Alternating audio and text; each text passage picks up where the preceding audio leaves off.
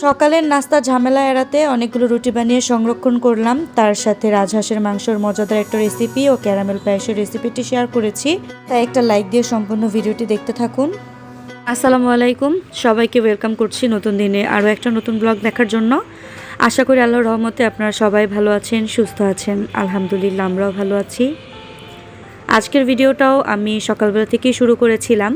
বাসায় যেহেতু মেহমান রয়েছে তাই সকালবেলা উঠেই নাস্তা বানানো শুরু করে দিয়েছি। আর বাসায় মেহমান যেহেতু রয়েছে কাজের ব্যস্ততা একটু বেশি থাকবে, এটাই স্বাভাবিক। তো আজকে ভাবলাম নাস্তা ঝামেলাটা এড়াতে কিছুটা রুটি বানিয়ে তারপর সংরক্ষণ করি। এর কারণে আজকে আমি এখানে অনেকগুলো রুটি বানিয়ে নিয়েছি। সারাদিন কাজকর্ম করে সকালবেলা ঘুম থেকে উঠে নাস্তা বানানো একটু কঠিনই হয়, তো রুটিগুলো বানানো থাকলে আমার জন্য একটু সুবিধাই হবে। তো এবার হচ্ছে একটা মশলা চা রেসিপি শেয়ার করছি আপনাদের। এর জন্য এখানে আমি দারচিনি এক টুকরো, দুটো এলাচ আর 4-5টার মতো লবঙ্গ এভাবে হামল দিস্তা দিয়ে একটু ভেঙে নিচ্ছি। এরপর আমি এখানে কিছুটা আদা দিয়ে দিলাম। তো সব কিছু খুব ভালোভাবে এভাবে ছেঁচে নিলে এরপর যদি চায়ের মতো দেওয়া হয় তাহলে ফ্লেভারটা খুব ভালোভাবে বের হয়। তো আগে থেকে আমি পানিটা গরম করে মশলাটা দিয়ে দিলাম। এরপরে একটুখানি লবণ আর পরিমাণ মতো চিনি দিয়ে বেশ কিছুক্ষণ জাল দিয়েছি। তো এবার শেষের দিকে আমি হচ্ছে এখানে কিছুটা লেমন গ্রাসের পাতা দিয়ে দিলাম। এতে চায়ে কিন্তু খুব সুন্দর একটা ফ্লেভার বের হবে। এরপর এখানে আমি পরিমাণ মতো চা পাতা দিয়ে দিয়েছি। তো চা পাতা দিয়ে আমি মিনিট খানিকের মতো জাল করে এবার নামিয়ে নিলাম। তো সকাল সকাল সবাই চা বিস্কিট খেয়ে নিলাম। এরপর এখানে রুটি আর গরুর মাংস দিয়ে সকালের নাস্তাটা করা হয়েছে। তো আমার ফার্নিচারগুলো যে ভাইয়া বানিয়ে দিয়েছিল সে এখন আমার ঘরের বাকি ফার্নিচারগুলো একটু বার্নিশ করে দিবে। তো সে যেহেতু রয়েছে তাই ঝটপটে আজকে দুপুরে রান্নাবান্নাগুলো করব। তো এরই মধ্যে কিন্তু সকালে নাস্তা করা হয়ে গিয়েছে আর আমি ঘরের কাজকর্মগুলো করে নিয়েছি। এখন হচ্ছে রুটিগুলো একটু সংরক্ষণ করছি। আমি এরকম একটা বক্সে নিচে টিস্যু দিয়ে এরপর রুটিগুলো রেখেছি। আর এখানে বেশ অনেকগুলো রুটি বানানো হয়েছিল। রুটিগুলো কিন্তু আমি একদম ঠান্ডা করে নিয়েছিলাম ফ্যানের বাতাসে রেখে। এরপর বক্সের উপর আরেকটা টিস্যু দিয়ে ঢাকনা দিয়ে ঢেকে রাখলাম। এবার নর্মাল ফ্রিজে এটা সংরক্ষণ করব। এইভাবে রুটি সংরক্ষণ করলে 1 সপ্তাহের বেশিও কিন্তু খাওয়া যায়। তো আমার বাসায় যেহেতু মেহমান রয়েছে তাড়াতাড়ি শেষ হয়ে যাবে। গতকালকের ভিডিওটা দেখে আমার অনেক আপুরা ফার্নিচারগুলো দেখে খুবই পছন্দ করেছেন আর সুন্দর সুন্দর কমেন্ট করেছেন। একই সাথে ফার্নিচার রিলেটেড অনেক প্রশ্নই এসেছে। তো সব কিছুর উত্তর ইনশাল্লাহ আমি নেক্সট কোনো ভিডিওতে দিয়ে দিব। এখন হচ্ছে দুপুরে রান্নাবান্নাগুলো করে নিচ্ছি। এখানে প্রথমে আমি মিষ্টি কুমড়া ভাজি বসিয়ে দিলাম। ভাজিটা পাশের চুলায় দিয়ে এখানে আমি রাজহাঁসের মাংস রান্না করব। তো এই রাজহাঁসের মাংসটা আমার শাশুড়ি সেই বাড়ি থেকে আমাদের জন্য পাঠিয়ে দিয়েছে।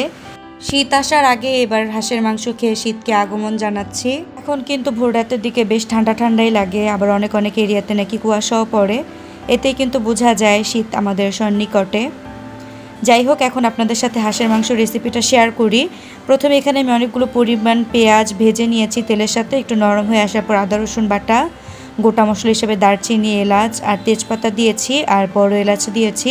এরপর আমি 2 চামচ করে হলুদ মরিচের গুঁড়া দিয়েছি। হাঁসের মাংসে কিন্তু একটু মশলা বেশি দিতে হয়, নয়তো খেতে ভালো লাগে না। তাই একটু বেশি পরিমাণে মশলা দিয়ে খুব ভালোভাবে কষিয়ে নিলাম। আর এটা যেহেতু রাজহাঁসের মাংস একটু সিদ্ধ হতে সময়ও লাগবে। এরপর মশলা কষানো শেষে রাজহাঁসের মাংসটা কিন্তু আমি ভালোভাবে ধুয়ে পানি ঝরে একটু হলুদের গুঁড়া আর মরিচের গুঁড়া দিয়ে মাখিয়ে রেখেছিলাম। সেটা দিয়ে খুব ভালোভাবে মশলার সাথে নেড়েচেড়ে নিলাম। আর একদম লো হিটে আমি এটাকে কিন্তু সময় নিয়ে কষিয়ে নিচ্ছি। এটা কেমনভাবে কষাতে হবে যাতে কষাতে কষাতে এটার কালারটাও চেঞ্জ হয়ে যায় আর হচ্ছে এটার অনেকটা পরিমাণ সিদ্ধও হয়ে যায়। তো খুব ভালোভাবে কষাতে কষাতে দেখেন আমার কালারটা কিন্তু একদম চেঞ্জ হয়ে গিয়েছে। এরপর আলু দিয়ে কিছুক্ষণ কষিয়ে নেওয়ার পরে আমি ঝোলের পানি অ্যাড করে দিলাম। আর এই যে দেখেন এখন আমার রাজহাঁসের মাংসটা রান্না করা একদম শেষের দিকে ভাজা জিরা গুঁড়ো দিয়ে তারপর আমি নামিয়ে নিব। আর দেখেন কালারটা কত সুন্দর এসেছে আর এটা খেতেও কিন্তু অনেক মজা হয়েছিল।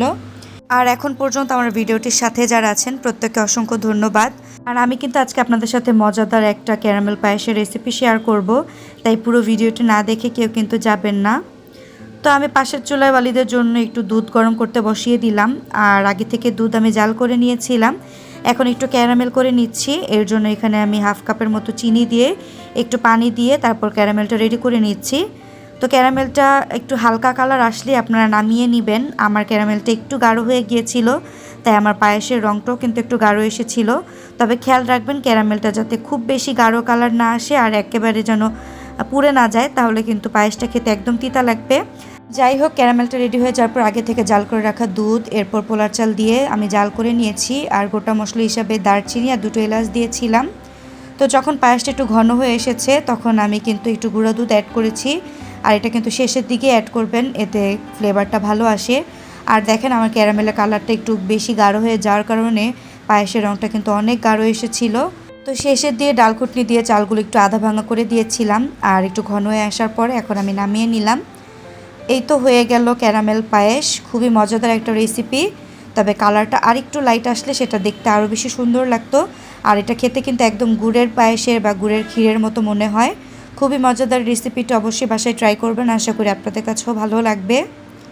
তো এরপর সন্ধ্যার দিকে এই পায়েসটা এখন বেড়ে নিচ্ছি আর এটা দিয়ে আজকে নাস্তাটা করব। আর এখন দেখতে দেখতে ভিডিওটি শেষ প্রান্তে চলে এসেছি। পুরো ভিডিওটা আপনাদের কাছে কেমন লাগলো অবশ্যই জানাবেন, আর আজকের বানানো রেসিপিগুলো কেমন লাগলো সেটাও জানাবেন। আজ তবে এখানেই বিদায় নিয়ে নিচ্ছি, দেখা হয়ে যাবে নেক্সট ব্লগে। সে পর্যন্ত সবাই ভালো থাকবেন, সুস্থ থাকবেন, আমার পেজের সাথেই থাকবেন। আল্লাহ হাফেজ।